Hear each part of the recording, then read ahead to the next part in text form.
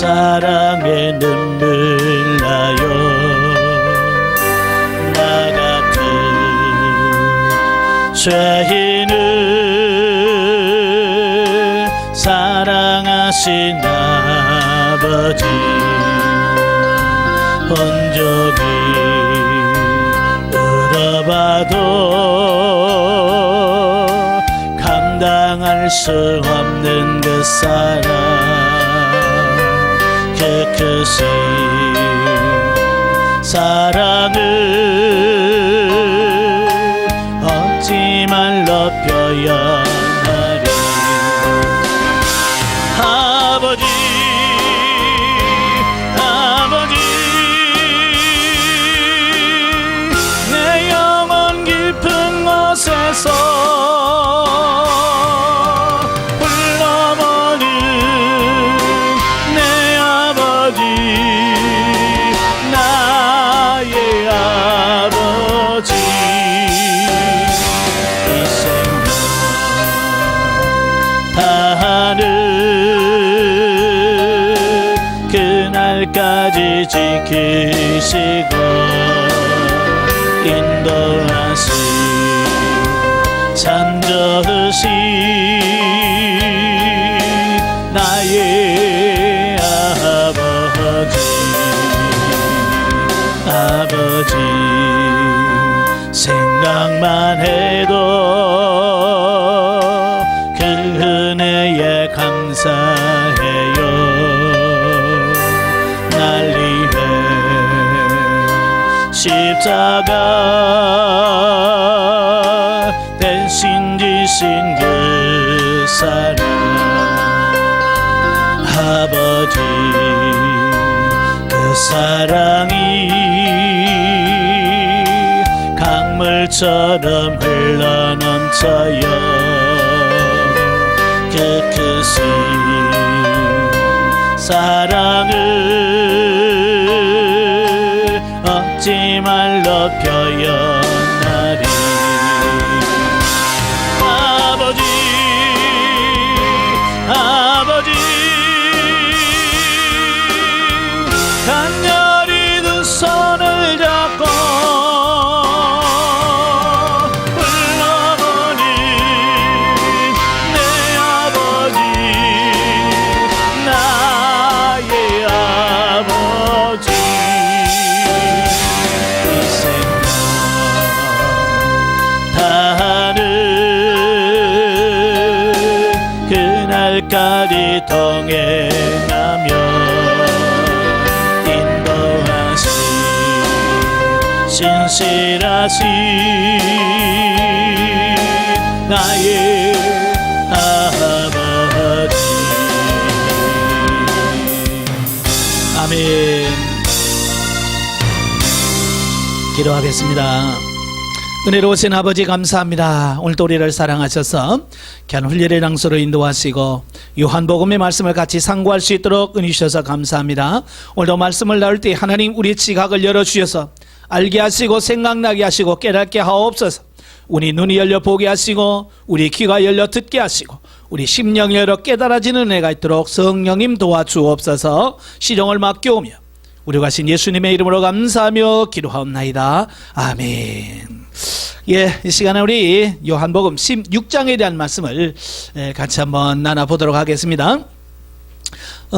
이제 16장에서는 크게 두 가지를 말씀하셔요. 보혜사 성령님의 사역과 함께 예수님께서 부활을 예고하시고 제단의 신앙 고백하는 그 내용들이 쭉 나오게 되어지는데요.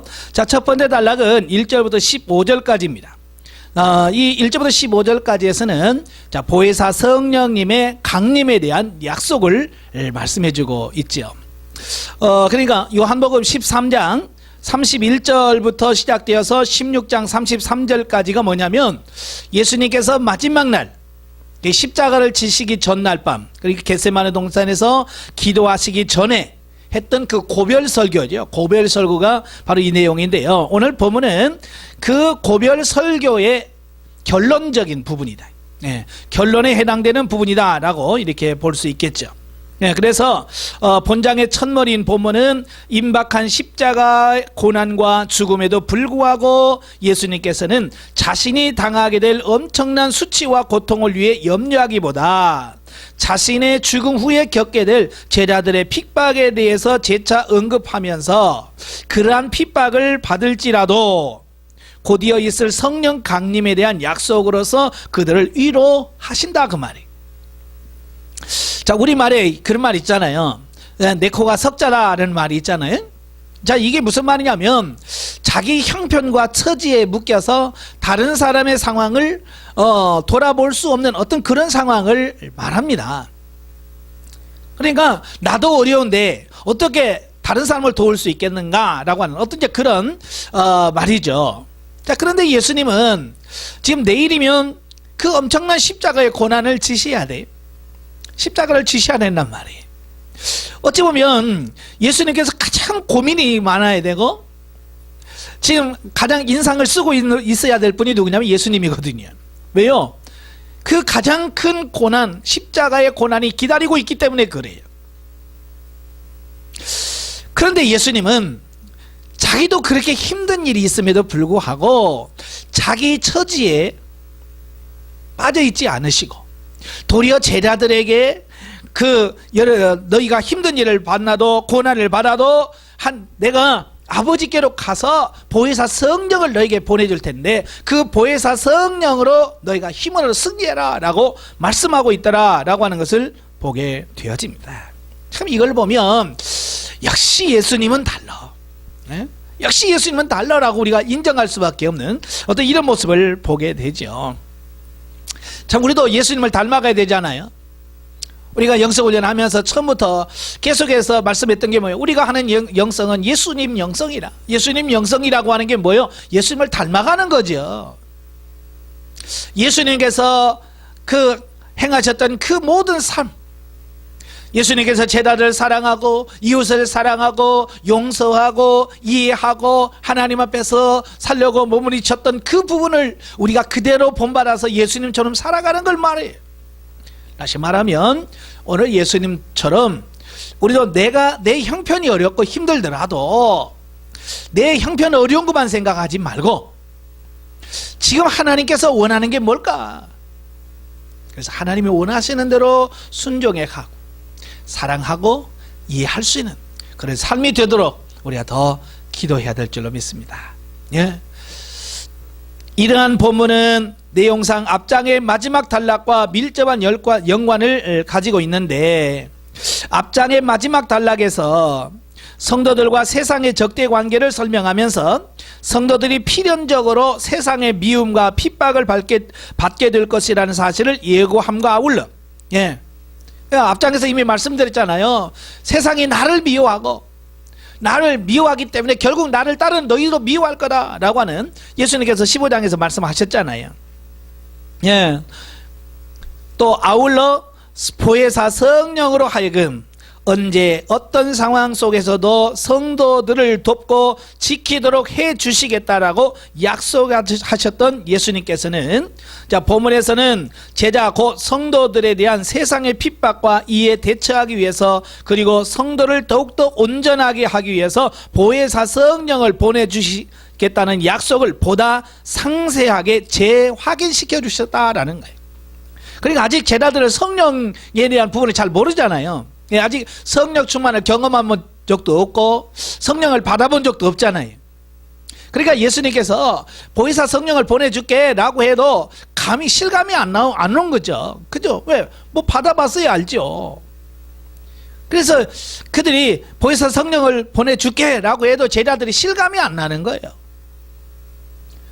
그래서 예수님께서 재차 내가 보혜사 성령을 보내주겠다라고 하는 이런 말씀을 하는 거죠. 그럼 왜 예수님께서 제자들에게 계속해서 보혜사 성령을 보내주겠다라고 말씀하시는가? 제자들이 못 알아먹고 실감을 못 느끼는데도 불구하고 왜 예수님께서 거듭 보혜사 성령을 보내주겠다고 약속하는가라는 거예요. 그것은 이제 앞으로 오순절에 성령이 임하시기도 하겠지만 결과적으로는 뭘 말씀하려고 하시냐면 우리 인간은 성령의 도우심과 역사심이 없이는 우리가 승리할 수가 없다. 그걸 아시는 거예요, 예수님께서. 예. 우리가 보혜사 성령님을 받지 않으면, 보혜사 성령의 도움을 받지 않으면 우리는 스스로 구원을 받을 수도 없다는 사실을 예수님은 아시는 거야. 그러니까 제자들에게 계속해서 이 보혜사 성령을 보내주겠다, 이 성령을 받아라 라고 말씀하고 있는 거예요. 예. 왜 이렇게 거듭거듭 말씀하시는지 시간이 지나면 알잖아요. 예수를 위해서 나는 죽겠습니다, 나는 죽을 각오도 돼 있습니다, 장담했던 베드로도 어떻게 돼요? 도망가잖아요. 어린 소자 앞에서 나는 예수를 모른다고 3번 부인하잖아요. 왜요? 결과론적으로 성령의 역사가 없이는 다 그렇게 된다 그 말이에요. 예수님께서 지금 그래서 성령을 보내줄게, 걱정하지 마라, 이 성령님이 너를 도우실 거야. 그래서 성령의 도우심을 구하라고 말씀하시는 거예요. 그러면 그 말씀은 예수님 당시 제자들에게만 해당되는 말씀일까? 아니란 말이에요. 오늘 이 시대에 살고 있는 저와 여러분들에게 주신 말씀이란 그 말이에요. 아, 이 시대에도 우리가 성령 충만함을 받지 않으면 우리도 승리할 수 없구나, 우리도 장담 못해요. 베드로처럼 언제 예수님 부인할지 모른다 그 말이에요. 예수님의 제자들처럼 나도요 죽을 각오 돼 있습니다 그러고 다 도망갈지 어떻게 알아요? 알 수 없어요. 그러나 성령 충만하면 달라진다 그 말이에요. 예. 베드로도 부인했던 베드로가 어떻게 돼요? 예. 십자가를 거꾸로 죽잖아요. 순교 자리에 가잖아요. 뭐가 그렇게 그를 바꾸었어요? 예. 성령님이에요. 오순절 성령 강림의 역사가 그렇게 만드시는 거예요. 그러니까 오늘도 저와 여러분들이 성령 충만 받으면 베드로처럼 변화될 수 있다는 거예요. 예. 바로 예수님은 그걸 아시니까 계속해서 그들에게 성령 충만을 받으라, 내가 보혜사 성령을 보내줄게 라고 계속해서 말씀하시는 거예요. 자, 그런데 자, 본문에 소개되는 세상의 박해는 앞장에서 마지막 단락에서 소개된 세상의 미움과 핍박보다도 훨씬 더 구체적인데, 출교와 순교가 그 대표적인 예로 제시되어지고 있습니다. 자, 2절에 보면 사람들이 너희를 출교할 뿐만 아니라 때가 이르면 너희를 죽이는 자가 생각하기를. 예. 지금까지는 그래도 미워하기만 했지 아직 출교시키지는 않았거든요.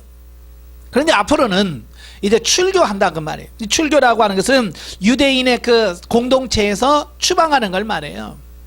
그래서 유대인들이 가장 두려워하는 게 뭐예요? 출교예요. 출교. 왜? 출교 당하면 유대인들의 사회에서 배척을 당하게 돼. 유대인들은요, 유대인이라는 그 공동체에서 떨어져 나가면 지옥 가는 걸로 인식을 하고 있어요. 그러니까 제일 무서워하는 거예요. 그러니까 예수님 당시에도 많은 사람들이 예수님을 믿지만 입으로 고백을 못하는 거예요. 왜? 바리새인들이 자꾸 너 출교시킨다라고 협박을 하기 때문에 그런 거예요. 그러니까 그 협박 때문에 결국 예수님을 주로 시인하지 못한 어떤 그런 부분을 보거든요. 이게 출교시킬 거다. 그 다음에 출교뿐만 아니라 순교, 목숨까지도 죽이겠다라고 말씀한다 그 말이에요. 그래서 예수님이 십자가에 못 박혀 죽으시고 난 이후에 예수님의 뒤를 따랐던 많은 선진들이 어떻게 해요? 순교당했어요. 예? 어찌 보면 교회는 그들의 순교자의 피 위에 세워진 교회예요. 어디 나라든 복음이 들어가면 반드시 순교자가 생기게 되고 그 순교자의 피 위에 교회가 세워져. 바로 예수님은 그걸 하시는 거예요.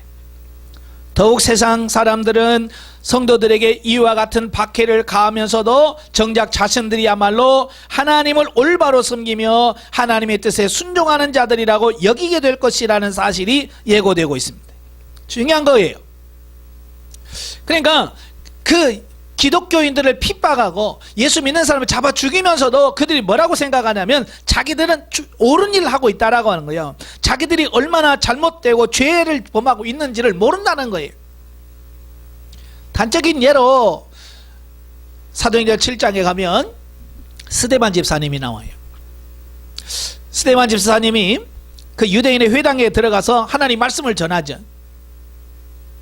그러니까 그들을 붙잡아서 사내들은 공의에 가서 재판을 받습니다.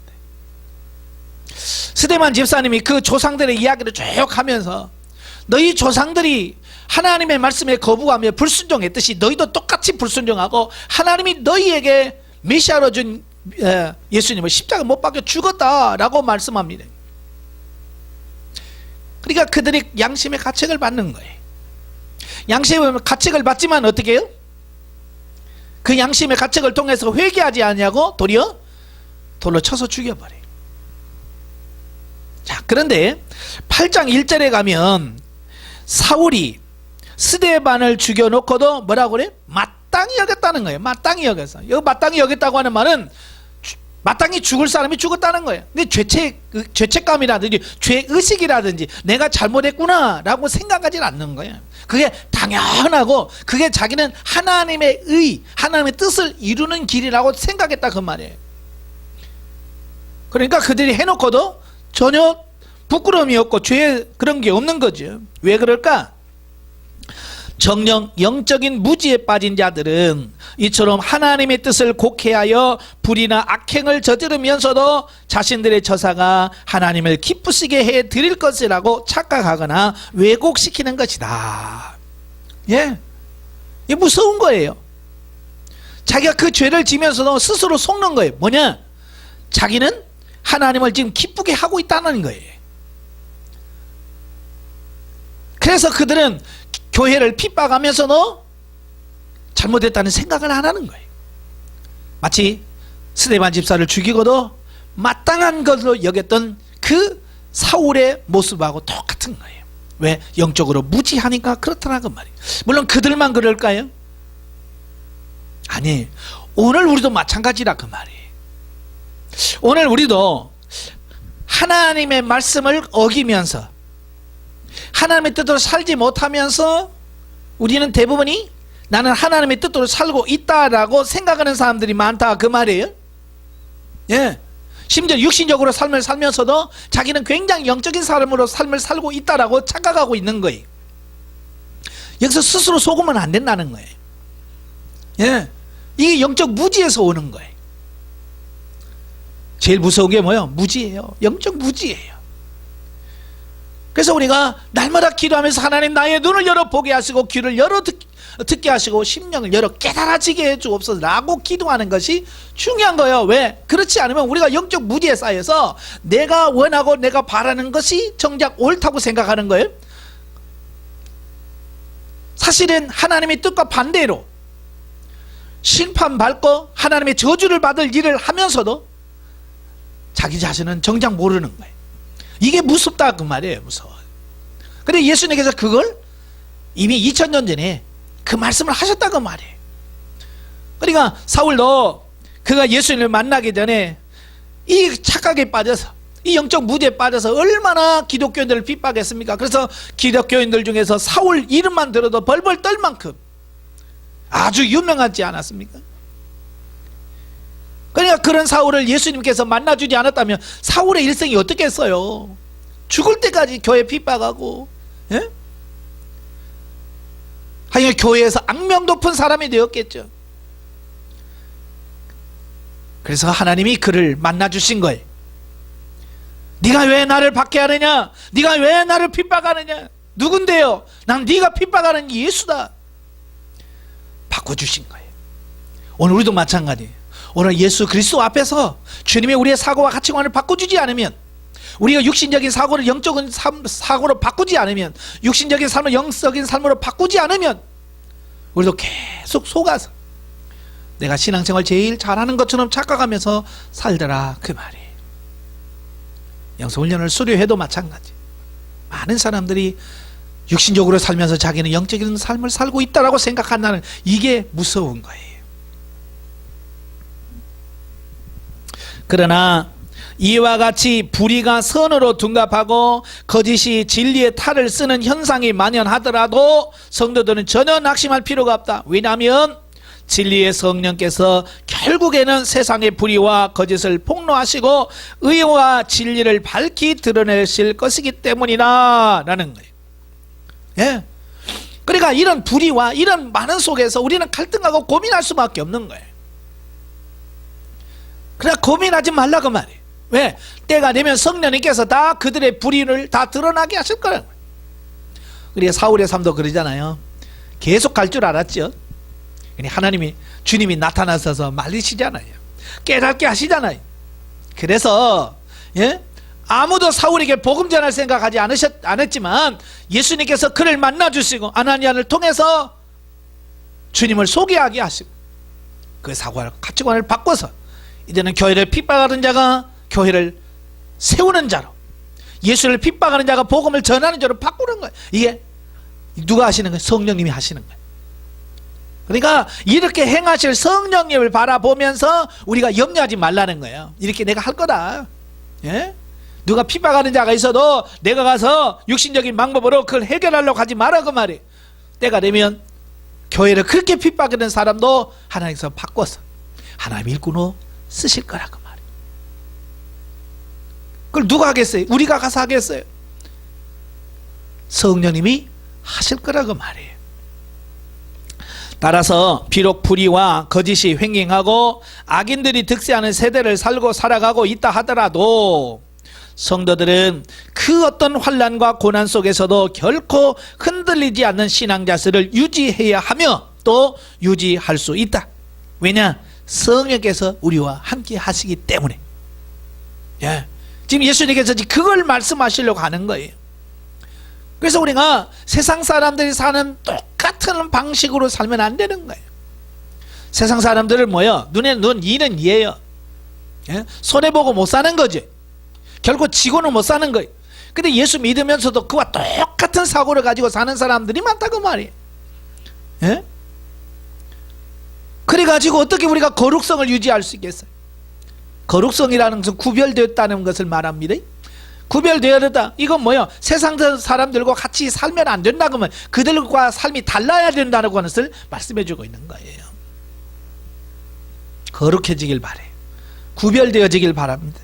왜냐하면 악이 성할지라도 성도는 절대로 혼자가 아니라 언제나 우리를 위로하시고 도우시며 가르치시는 성령님께서 우리와 함께 계심을 깨달을 때 선과 진리와 의유가 궁극적으로 승리하게 된다는 사실을 확인할 수 있다라는 거예요. 과정은 힘들어도 결과적으로 승리하게 하시는 이가 누구냐? 성령님이라고 말해요. 그래서 승리하시기를 바래요. 인내하시기를 바래요. 두 번째 단락입니다. 16절부터 33절까지인데요.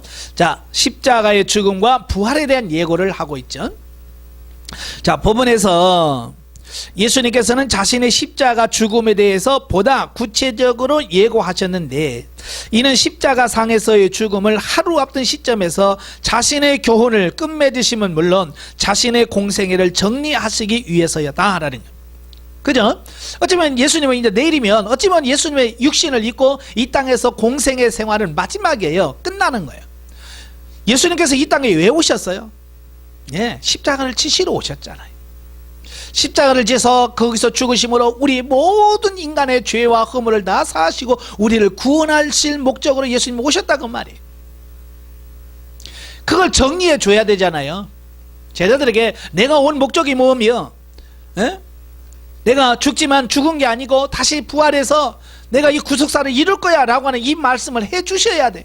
그래서 마지막에 예수님께서 이 자기 자신의 죽으심과 부활에 대한 말씀을 하고 계시는 거예요. 그러나 자신의 죽음에 대한 예수님의 예고는 영광스러운 부활에 대한 예고와 아울러 주고 있는데 이는 자신의 죽음이 절망이 아닌 오히려 큰 기쁨과 소망이 됨을 알려주기 위함이었다라고 하는 거예요. 보통 사람들은 죽음 그러면 절망 끝이라고 생각하는 거예요. 그러나 예수님의 죽음은 끝이 아니라 새로운 삶의 시작이라고 말이에요. 그리고 예수님이 죽으셔야 우리가 구원을 받는 거거든요. 어찌 보면 육신적으로 보면 예수님과 헤어지는 그 자체는 굉장히 슬픈 일이고 가슴 아픈 일이지만 그러나 예수 그리스도의 십자가 사건 이후에 주어질 구원을 바라보면 예수님이 죽으시고 가는 것이 우리에게는 너무 기쁜 거예요. 그러니까 영적인 것과 육신적인 것은 다른 거죠. 예수님의 죽음이 다른 사람들의 죽음과 다른 게 뭐예요? 다른 사람의 죽음은 그냥 죽어서 그의 영이 육신은 땅에 묻어서 썩어 없어지고 영은 지옥 음부로 가고 또 낙원으로 가는 나면 끝나는 거예요. 그러나 예수님의 죽음은 다시 부활하신다는 거예요. 부활.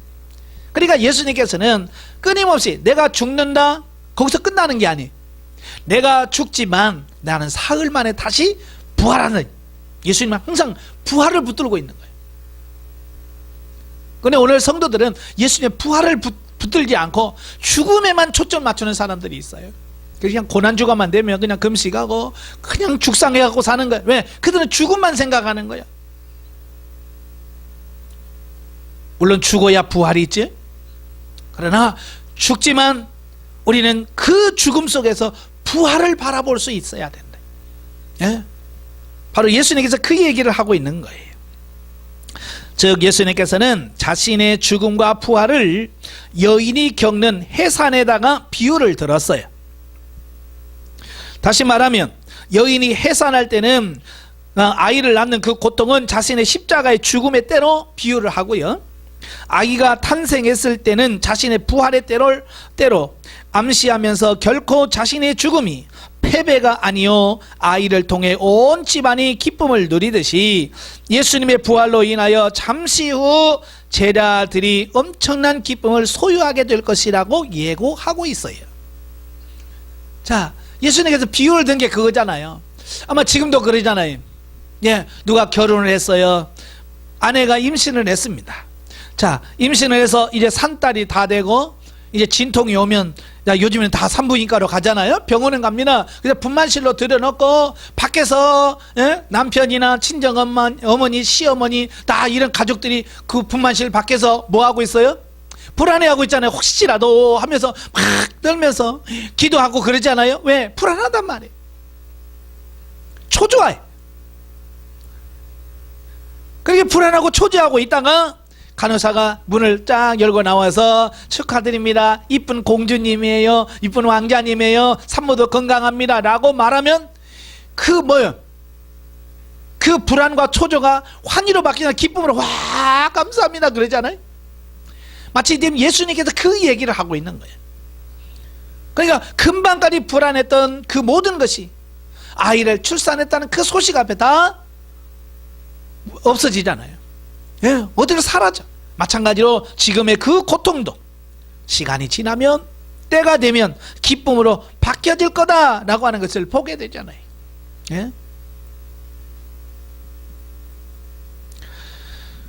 뿐만 아니라 예수님께서는 하나님과 인간 사이에 중보의 역할을 하실 것을 말씀하심으로써 하나님과 타락한 인간 사이의 관계 회복을 선언하셨다라고 하는 것을 보게 돼요.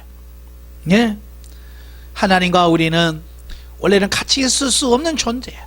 왜? 하나님은 거룩하신 분이고 우리는 죄가 가득한 사람이야. 어떻게 거룩하신 하나님과 우리 죄인이 하나가 될 수 있어요?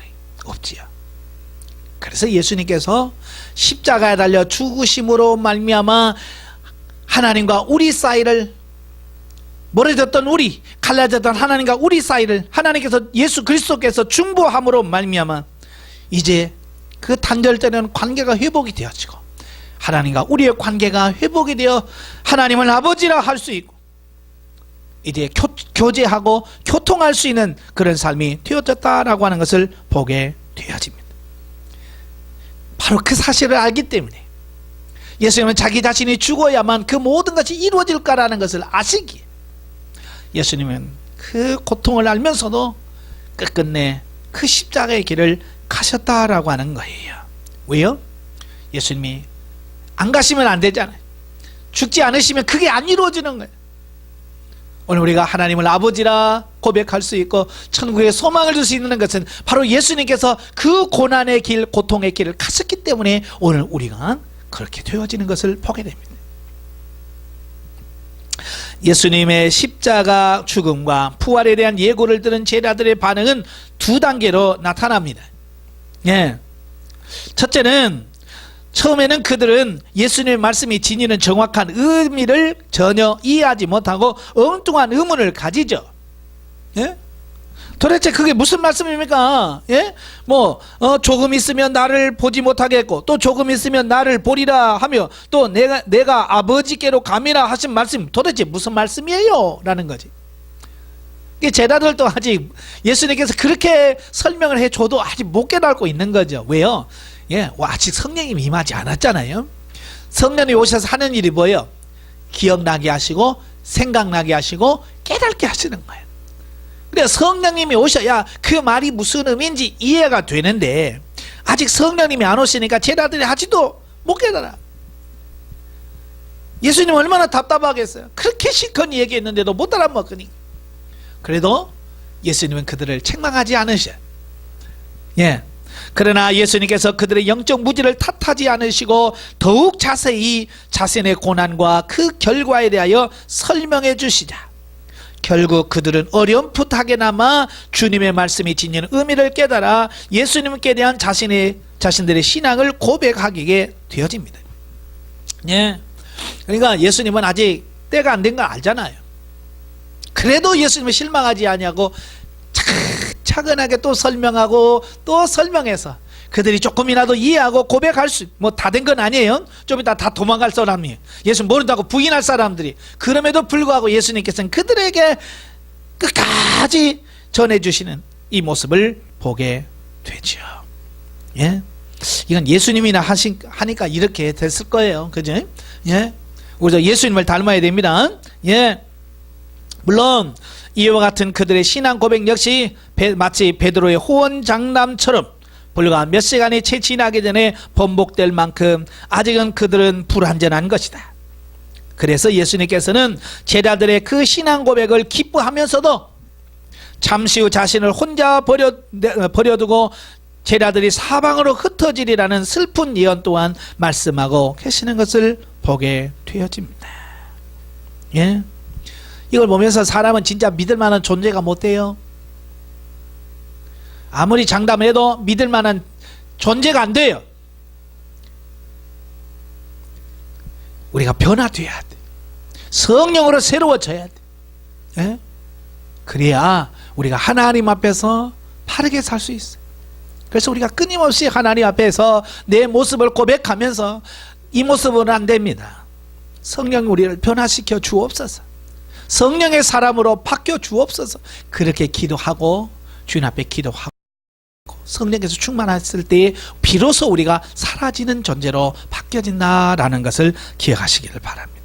자, 우리는 본문을 통해서 예수 그리스도의 십자가 고난과 죽음은 그 어떤 인간의 동정도 힘입지 않고 오로지 철저한 고독 속에서 성부 하나님의 뜻을 쫓아 행할 수밖에 없었던 예수님의 자기 희생적 구속사이겠다는 점과 참 그렇죠. 우리가 어떤 힘든 일을 했을 때 옆에서 누가 같이 도와주면 참 힘이 나잖아요.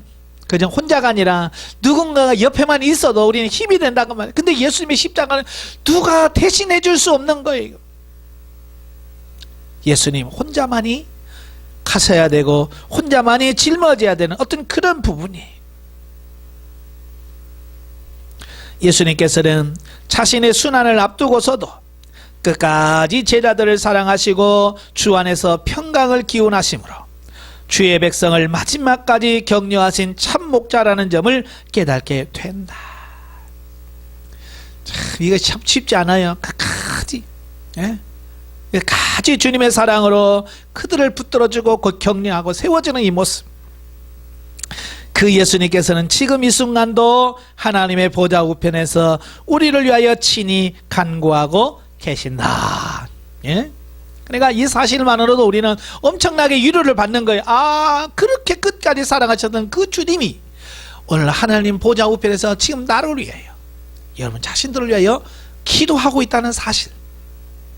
그 사실이 오늘 우리에게 큰 위로와 힘이 되어질 줄로 믿습니다. 자, 영적에 봅니다. 4절부터 15절에서는 성령이 오셔서 하실 일에 대하여 말씀을 하신다. 자, 13절의 말씀, 13절에 보면 그런 말씀이 있어요. 13절, 그러나 진리의 성령이 오시면 그가 너희를 모든 진리 가운데로 인도하시리니 그가 스스로 말하지 않고 오직 들은 것을 말하며 장래 일을 너희에게 알리시리라. 이런 말씀이 있잖아요. 그러니까 이 말씀은 우리의 영, 혼, 몸 전체가 그 성령님께서 원하시는 진리의 삶을 살 수 있도록 해 주시겠다. 그 약속인 거예요. 그러니까 너 혼자 잘해봐가 아니란 말이에요. 성령께서 오셔서 우리를 그렇게 살 수 있는 존재로 우리를 바꿔주시고 변화시켜 주시겠다라고 하는 거예요. 우리가 할 수 있는 건 뭐요? 예, 그 성령님을 모셔드리는 거예요. 성령님 내 안에 들어오세요. 그리고 나를 변화시켜 주세요. 그리고 이 말씀이 내 삶 속에서 성취시켜 주세요 라고 내 자신을 비워서 성령께서 우리를 사용할 수 있도록 내어드리면 되는 거예요. 그러기 위해서는 우리는 성령을 구하고 성령님께 전적으로 의탁하고 순종해야 온전히 인도함을 받아 진리를 따라 살 수 있다. 이게 중요한 거예요. 내가 성령을 따라 살기를 원하신다면 성령께 내 자신을 내어드리고 성령께서 인도하신 대로 따라 순종하는 삶이 있어야 돼. 예? 순종하는 삶이 있어야 돼. 그게 중요한 거예요. 내 마음대로 살면서 성령님 나 좀 어떻게 해주세요 안 된단 말이에요. 성령님께 내 자신을 내어드려서 성령님이 나를 쓰실 수 있도록 해야 된다는 말이에요. 그래서 결국은 영성에는 내 자신을 얼마나 성령님께 내어드리느냐, 거기에 따라서 그 사람의 영성이 결정이 되어지는 거예요. 많이 성령님께 내어드린 사람은 그만큼 변화될 거고, 됐습니다 성령님 나 건들지 말아요 라고 한 사람들은 10년이 가도 변화되는 부분이 없을 거예요. 많이 내어드시길 바래요. 자, 성경 계시 발전사적 이해를 봅니다. 자, 오늘 이 성경에서 우리 같이 찾아볼 부분이 뭐냐면 아버지라고 하는, 아버지. 자, 아버지라고 하는 말을 국어사전에 찾아보니까 이렇게 나와 있어요. 자신에게 혈통을 직접 이어준 남자를 가리키거나 부르는 말이다. 예. 그러니까 혈통적으로 자기가 이 땅에 태어나도록 해준 사람, 해준 남자, 자, 이걸 아버지라고 부른다. 이 국어사전에 그렇게 나와 있어요. 자, 히브리어로는 아부라고 합니다. 아부. 헬라어로는 파테르라고 이렇게 부르죠. 그런데 제가 이 아버지라고 하는 부분을 보면서 성경에 아버지라고 하는 말이 몇 번 나오나 보니까 1030번 나오네. 1030번. 1030번이면 성경 그 장수가 있잖아요. 그러니까 2장에 한 번씩, 이게 2장에 한 번씩 아버지의 이름이 나온다라고 보면 돼요. 그만큼 성경에는 이 아버지라는 단어가 많이 나와요. 자, 그런데 구약에서는 이 아버지라고 하는 이름이 보통 육신적인 아버지를 지칭할 때 많이 아버지라고 하는 말을 써요. 그런데 이제 점점 시간이 지나면서, 물론 육신의 아버지도 아버지죠. 육신의 아버지도 아버지인데 영의 아버지신 하나님을 아버지라고 고백하는 것. 자, 그게 이제 계시 발전사적으로 그게 점점점 새로워지는 이 부분을 보게 되어져요. 자, 그래서 한번 성경을 한번 찾아보겠습니다. 창세기 9장 18절을 보면, 창세기 9장 18절을 보면 재밌는 게 뭐냐면 성경에 아버지라고 하는 말이 처음 나온다는 거예요. 예, 뭐 그전에는 아버지가 없었을까요? 아니에요. 그전에부터 이미 아버지가 있었지만 아버지라는 단어가 안 나와요. 그런데 이제 창세기 9장 18절에 보면 방주에 나온 노아의 아들들은 셈과 함과 야벳과 함은 가나안의 아버지라. 그래서 아버지라고 하는 단어가 처음 등장을 하게 돼요. 자, 그러면서 이제 여기서부터 이 아버지라고 하는 말이 계속 나와요. 창세기 9장에도 이제 아버지, 예, 가나안의 아버지, 그의 아버지 하체를 보고 뭐 이름 계속 그 아버지라는 말이 계속 나와요. 자, 그런데 이 구약에서는 초기에서는 육신의 아버지만을 언급해요. 예, 초기에는 하나님을 아버지라고 부르질 않았어요. 예, 그냥 육신의 아버지만을 불러요. 자, 더욱이 이제 십계명을 주잖아요. 십계명을 주면서 여호와의 이름을 망령되이 끌지 말라. 예, 하나님의 이름을 망령되이 부르지 말라라고 하는 그 십계명을 이제 유대인들이, 이스라엘 백성들이 받잖아요. 그 하나님의 그 말씀을 들으면서부터 이들은 더욱이 하나님에 대하여 굉장한 두려움을 가졌어요. 예. 하나님에 대한, 그래서 심지어는 그들은 여호와라는 하나님의 이름까지도 그들은 두려워했어요. 그래서 그들은 하나님을 하나님이라고 부르질 않아요. 여호와라는 이름을 안 불러요. 그래서 우리 개혁성경에 여호와라는 말이 있고요. 또 한편에서는 뭐 야훼라고 부르기도 한다라고 하잖아요. 그래서 야훼 하나님이라는 표현을 쓰기도 합니다만은 어쨌든 야훼든 여호와든 분명한 발음은 아니라는 거예요. 왜냐하면 이스라엘 백성들이 시간이 오래 지나면서 글자만 있지 그 이름을 쓰질 않았어요. 그래서 예를 들어서 여호와라는 이름이 있으면 하늘이란 표현으로 다시 주인 아도나이라고 대신 읽었어요. 근데 히브리어를 공부해 보면 아시겠지만 이 모음과 자음이 있어요. 근데 이 글씨 속에는 자음만 있지 모음을 쓰질 않습니다. 히브리어를 보면 모음만 있어요. 우리나라 말하면 기역, 니은, 디귿만 있지 아야, 의어가 없어요. 그러니까 이걸 발음을 안 하면 제대로 그 발음을 잃어버려요. 왜? 모음이 뭐가 붙어 있는지를 모르는 거예요. 예.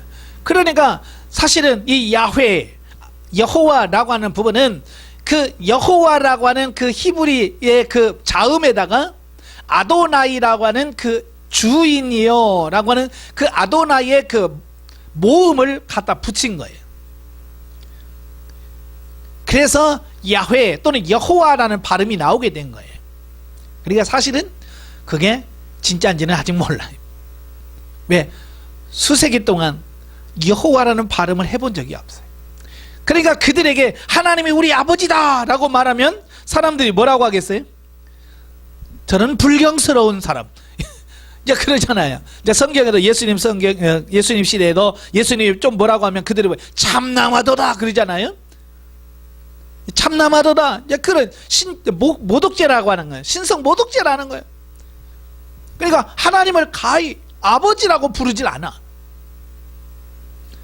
그런데 이제 하나님이 자신이 아버지가 되어준다는 말씀을 하셔요. 그래서 이제 사무엘하 7장 14절에 보면 다윗의 언약이 나와요. 하나님이 다윗과 언약을 맺으시면서 그 하신 말씀 중에 하나가 뭐냐면 14절에 보면 나는 그에게 아버지가 되고 그는 내게 아들이 되리니 그가 만일 죄를 범하면 내가 사람의 매와 인생의 채찍으로 징계하려니와 그러죠. 바로 이건 뭘 말하냐면 다윗의 언약입니다. 그러니까 다윗이 내가 성전 짓겠습니다. 그러니까 하나님께서 너 성전 짓지 마라. 너는 군인으로서 많은 피를 흘렸기 때문에 너는 성전 지을 자격이 없다. 그래서 너의 아들 중에서 성전을 짓게 하겠다라고 하나님이 약속하셔요. 그러면서 하시는 말씀이 뭐냐면 너의 아들에게 내가 그의 아버지가 되어주겠다 그 말이에요. 이게 하나님이 직접 그 다윗의 아들, 이제 성경적으로는 솔로몬이겠죠. 예, 왜 다윗 다음에 왕이 된 사람이 솔로몬이니까. 그러니까 하나님이 그러신 게 내가 솔로몬의 아버지가 되고 그는 내게 아들이 될 거다. 처음으로 하나님과 우리가 아버지와 아들의 관계로 세워지는 거예요. 그 뒤로부터 이제 시편에 들어가면 하나님을 가리켜서 아버지라고 하는 표현을 많이 씁니다. 예, 시편에 가면 비로소 하나님을 아버지라고 많이 부르는 부분, 절들이 참 많이 나와요. 그 이제 대표적인 예가 시편 89편, 89편 25절, 26절입니다. 89편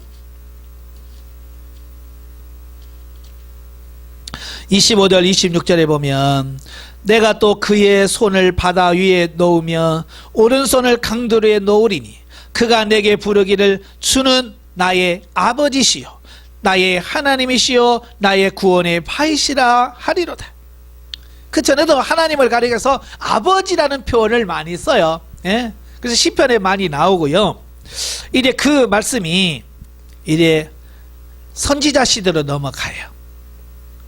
이사야 선지자 시대로 넘어가게 되면 이사야가 구체적으로 하나님이 아버지임을 말씀해 주셔요.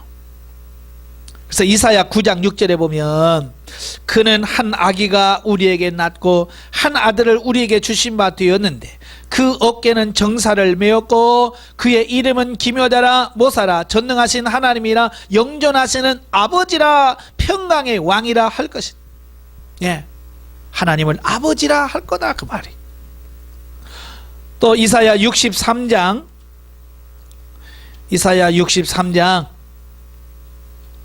16절 63장 16절을 보면 주는 우리의 아버지시라. 예? 주는 우리의 아버지시라. 아브라함은 우리를 모르고 이스라엘은 우리를 인정하니 아니할지라도 여호와여 주는 우리의 아버지시라. 옛날부터 주의 이름을 우리의 구속자라 하셨거늘 하면서 여호와 하나님을 우리의 아버지라고 고백을 하고 있어요.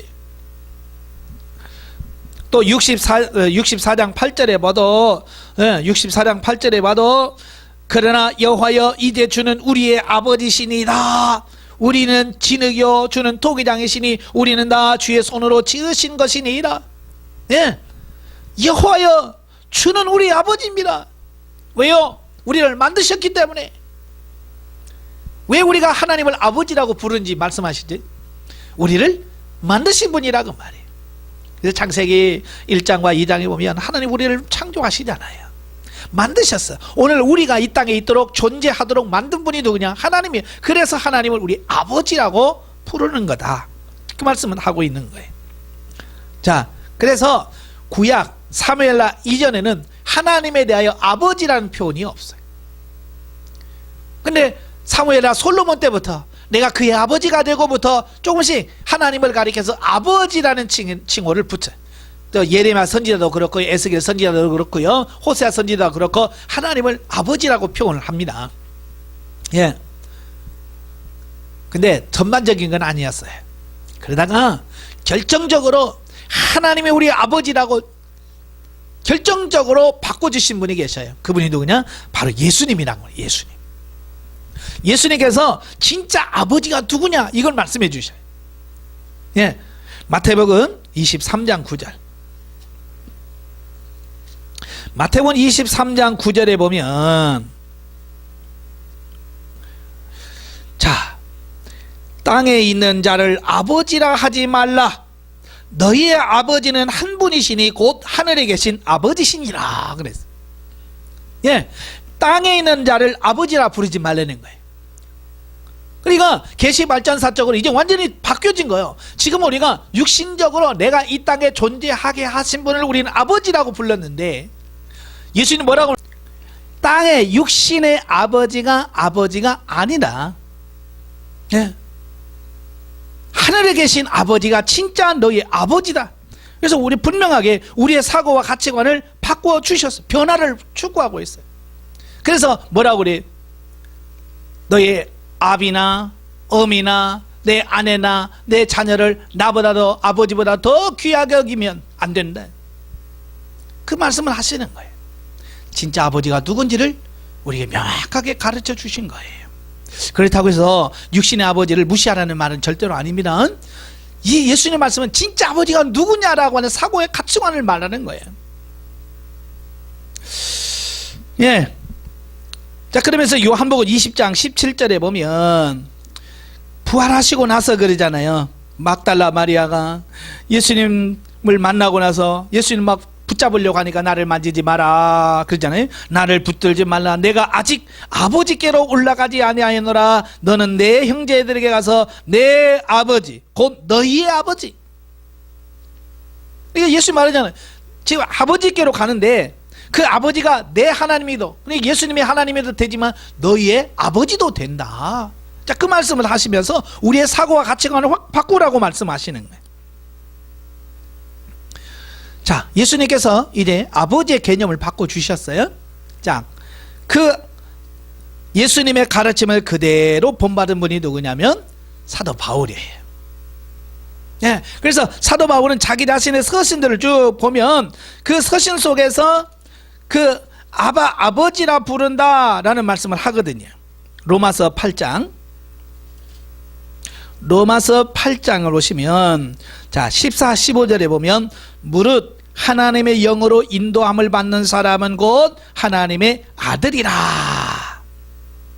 너희는 다시 무서워하는 종의 영을 받지 아니하고 양자의 영을 받았으므로 우리가 아빠 아버지라고 부르짖느니라. 이제 우리가 하나님은 아버지라고 부른다.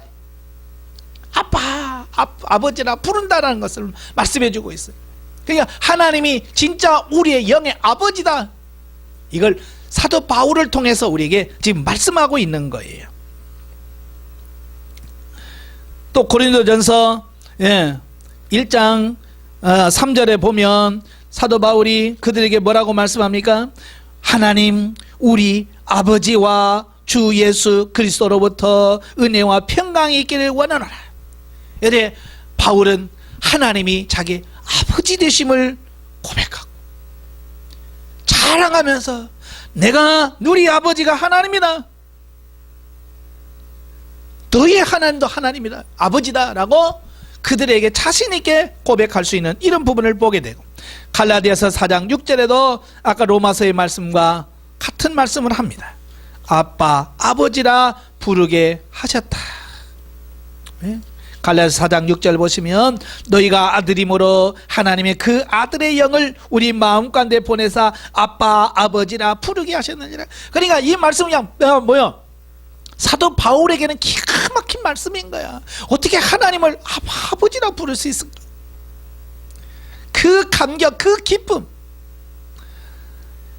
그걸 지금 누리고 있는 거예요. 오늘도 이 기쁨을 우리가 누릴 수 있어야 돼요. 예? 이 기쁨을 누려야 돼. 히브리서 12장 9절에 보시면, 히브리서 12장 9절에 보면 이런 말씀이 있습니다. 또 우리 육신의 아버지가 우리를 징계하여도 공경하였거든 하물며 영의 아버지께 더욱 복종하며 살려 하지 않겠느냐. 하나님은 우리 영의 아버지예요.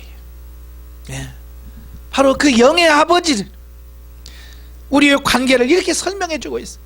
정말 중요한 게 뭐냐? 이제 지금 우리 자신이 하나님을 나의 영의 친아버지로 여기며 사는가? 자, 이걸 고민해 봐야 돼요. 자, 하나님 우리를 창조하셨기에 우리의 아버지가 되신다. 왜요? 하나님이 우리 아버지가 되시는지 아시죠? 우리를 창조하시고 이 땅에 존재하도록 만드셨어요. 머리로만 아는 것이 아닌 예수님과 하나님이 하나 되셨던 것처럼 하나님과 친밀한 관계로 변화되어야 한다는 거예요. 그래서 예수님은 이제 요한복음 16장 17장을 봐도 계속 아버지요 아버지요 아버지요 라는 말을 계속 반복해서 합니다. 얼마나 하나님과 예수님의 관계가 좋았으면 아버지라고. 아마 우리도 그래요. 육신의 아버지와 안 친한 사람은요 아버지란 말을 쓰질 않습니다. 저도요 심지어 상담하다 그런 말을까지 들었어요. 저는요 하나님을 아버지라고 부르기 싫어요. 아니 왜요? 그랬더니 자기가 어렸을 때 자라면서 그 아버지한테 그렇게 맨날 얻어 터지고, 술만 드시면 아버지가 폭행하고 막 쫓겨다니고 막 그래가지고 아버지 말만 들어도 막 지긋지긋하대. 그러니까 하나님을 아버지라고 부르기가 싫대. 이 아버지란 말 자체가 싫다는 거야. 제가 그랬죠. 그 육신의 아버지가 그렇게 싫으면 하나님과도 친해지기 어려워요. 제가 그런 말을 한 적이 있어요. 자, 이래요. 그러니까 아버지와, 그래 육신의 아버지도 마찬가지예요. 그렇게 원수처럼 지내는 사람이 있다 그 말이에요. 또 아버지는 막 그냥 친해가지고 그냥 아버지와 너무 가까운 사람도 있고 그냥 그저 그런 사람도 있어요. 그러니까 육신의 아버지와의 관계를 잘 보면 결국 영의 아버지인 하나님의 관계도 우리가 어림짐작할 수 있어요. 왜냐하면 육신의 아버지와의 관계는 영의 아버지인 하나님과 우리의 관계를 설명해 주는 아주 중요한 부분이 돼요. 그래서 하나님과 얼마나 친하냐 보려면 육신의 아버지와 얼마나 친한가를 보세요. 육신의 아버지와 정말 깊은 얘기와 대화까지 할 수 있다면 그보다는 하나님과도 그렇게 대화할 수 있을 거예요. 중요한 것은 영의 친아버지가 하나님이신 걸 정말 내가 믿고 고백하면서 그렇게 살아가고 있는가, 우리 자신 한번 점검해보는 그런 시간 되길 바랍니다. 기도하겠습니다. 은혜로우신 아버지 감사합니다. 하나님은 우리의 아버지가 되신다고 말씀하고 있습니다. 과연 정말 우리는 하나님을 우리의 영의 아버지로 모시고 하나님과 친밀한 관계 속에서 정말로 은밀한 비밀까지도 하나님과 나누면서 살고 있는지, 하나님과 진정 가까운 사이로 살고 있는지 우리 자신들을 한번 점검해 보게 하옵소서. 하나님 앞에서 정말 바르게 사는 우리 자신들이 될 수 있도록 성령님 우리를 도와 주시옵소서. 예수님의 이름으로 감사하며 기도합나이다. 아멘.